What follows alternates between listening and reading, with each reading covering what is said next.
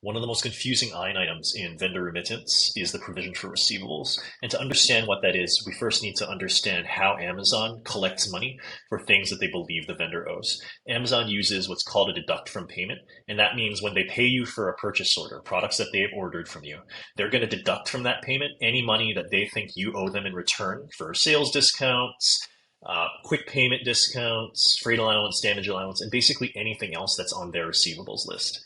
And if the amount that they think that you owe is greater than the amount of the purchase order that they're paying you for, then Amazon will issue a line called a provision for receivable that is essentially an unpaid balance that you owe them.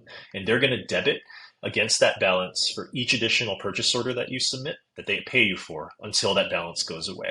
It's basically there so that instead of needing to send you a bill, they're just going to keep billing you for co-op and other deductions against future purchase orders. It's not a huge deal financially, but it can make reconciliation extremely confusing because part of a payment might be deducted from this PFR provision for receivables, and part of it might be in an actual payment from Amazon. And that'll make it extremely difficult to bridge an actual payment amount to an invoice amount to an original purchase order. This tool that we built is designed to help you track provisions for receivables.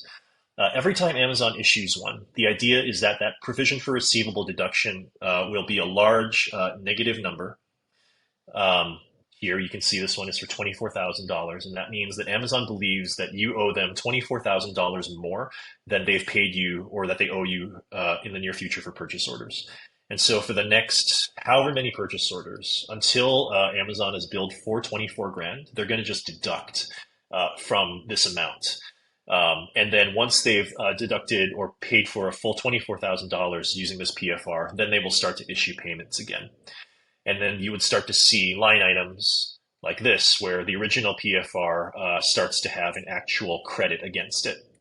Ideally, every single PFR line item should net out to zero this way within 2 weeks. Otherwise, something might be wrong and it could be worth investigating. So this tool is really here to help ensure that every single previous PFR that you see in your data has actually been zeroed out. And if you don't see that, it's an indicator that you need to do some research with Amazon and understand what they still believe is owed and why.